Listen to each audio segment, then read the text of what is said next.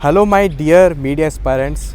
Media exams के इस platform पर मैं हरिशंकर सोनी आपका हार्दिक स्वागत करता हूं।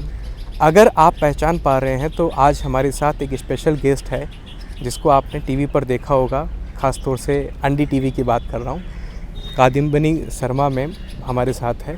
थैंक यू मैम यहाँ आने के लिए, समय देने के लिए। तो क्या होता है कि मेरे पास नए नए एस्पायरेंट्स आते हैं और वो मुझसे ये पूछते हैं कि सर हमें जो है एंकर बनना है, तो एंकर बनने की दिशा में उन्हें क्या सोचना चाहिए? क्या एंकरिंग के हिसाब से ही स्टार्ट करें, जर्नलिज्म में अपना कदम उसी हिसाब से रखें? क्या नए लोगों को एंकरिंग का मौका भी मिल पाता है कि नहीं मिल पाता? तो इस पर आप ज़रूर उन्हें कुछ बताइए। बिल्कुल। हालांकि मैंने एंकरिंग से शुरुआत नहीं की थी, मैंने शुरुआत रिपोर्टिंग से की थी और एंकरिंग में बस क्योंकि टीवी में आई तो आती चली गई। लेकिन आजकल जब मैं कहीं जाती हूँ और स्टूडेंट से इंटरेक्ट करती हूँ तो बहुत सारे स्टूडेंट ऐसे हैं, जैसे आप बता रहे हैं, जो सिर्फ एंकरिंग करना चाहते हैं। लेकिन मुझे लगता है कि ये अप्रोच जो है वो शायद थोड़ा सा फ्लॉड है, थोड़ी उसमें मुश्किल है। क्योंकि अगर आप कुछ जानेंगे नहीं और बिना कुछ जाने समझे आप कहीं पर बैठ गए करने के लिए एंकरिंग, तो आप अपने दर्शकों से किस तरह से कनेक्ट करेंगे, क्या करेंगे? तो एक तो सबसे बड़ी चीज़ होती है, मान लीजिए आपको रिपोर्टिंग का मौका नहीं भी मिला है या आप नहीं भी करना चाहते हैं, तो उस दिशा में आप तैयारी कैसे करें? तो सबसे बड़ी चीज़ होती है कि आप कितना पढ़ सकते हैं। अब पढ़ने वाली बात से कई लोग घबरा जाते हैं, टेलीविज़न में अक्सर ये होता है। लेकिन बहुत ज़रूरी है कि आप अलग अलग खबरें पढ़ें, क्योंकि जब आप एंकरिंग कर रहे होते हैं तो ऐसा नहीं है कि आपको किसी विशेष सब्जेक्ट की ही एंकरिंग करनी होगी। वो होता है लेकिन कम होता है। लेकिन बहुत तरह की खबरें आती, तो आपको सबके बारे में कुछ ना कुछ जानकारी ज़रूर होनी चाहिए। जो पॉलिटिक्स है, क्योंकि हमारे यहाँ पॉलिटिक्स सबसे ज़्यादा चलता है, तो उसके बारे में आप जितना पढ़ें, शख्सियत के बारे में जितना पढ़ें, तो ये काफ़ी ज़रूरी हो जाता है। क्योंकि बिना पढ़े वो काम होगा नहीं। दूसरी चीज़ ये है कि कई बार मैंने देखा है कि कुछ सवाल पूछे गए और उसका इस तरह का जवाब, मतलब सवाल पूछते हैं एंकर कि लगता है कि उनको लॉजिस्टिकली कुछ पता नहीं। तो ये चीज़ भी बड़ी ध्यान रखने की बात है कि अगर हम ये कहें कि भाई दिन में 12 बजे महाराष्ट्र जो है वहाँ पर बिजली ठप हो गई, तो हम एक एंकर के तौर पे आप ये नहीं बोल सकते हैं कि महाराष्ट्र में अंधेरा छा गया। रात नहीं है ना, दिन है।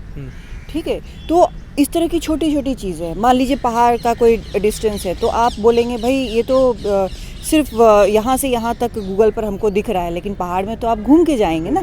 तो ये छोटी छोटी चीज़ें जिसका ध्यान रखना ज़रूरी है।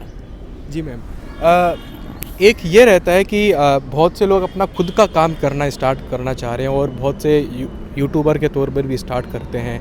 तो आप उन्हें क्या टिप्स देना चाहेंगे जो आपने एंकरिंग के इस अनुभव में हासिल किया है कि आप जब एंकरिंग करें तो इस तरीके से आप खुद पे काम कर सकते हैं, या जो भी टिप्स आप देना चाहें मैम? जी, देखिए, एंकरिंग जो है वो भी पत्रकारिता है और ऐसा नहीं है कि उससे कुछ अलग हटकर है या रिपोर्टिंग से बहुत ऊपर है या मतलब कुछ अलग ही विशेष किस्म की चीज़ है। जो एंकर्स होते हैं वो भी पत्रकार ही होते हैं, लेकिन वो अपने आप को पत्रकार के तौर पर कितना इस्टेब्लिश कर रहे हैं, ये बड़ी चीज़ है।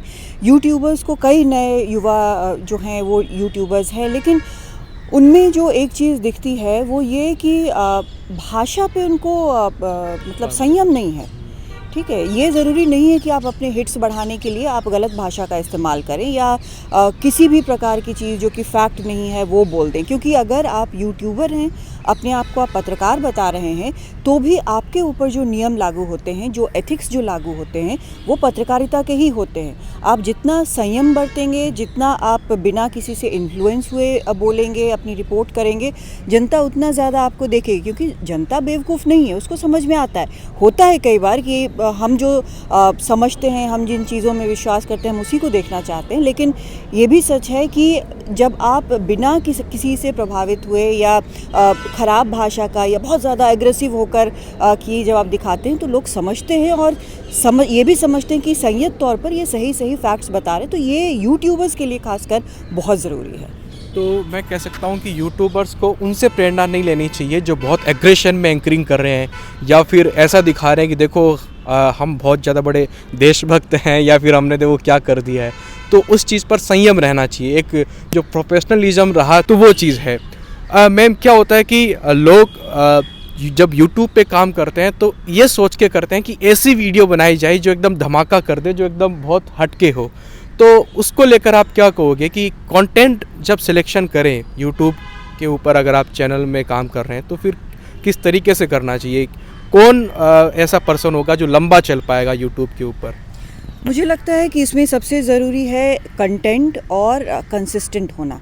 कंटेंट आपका जितना अच्छा होगा, और ये धमाकेदार कंटेंट की बात मैं नहीं कर रही हूँ, मैं उस कंटेंट की, क्योंकि आपका एक वीडियो वायरल हुआ उसके बाद आप गायब हो गए, क्या फ़ायदा ऐसे कंटेंट का?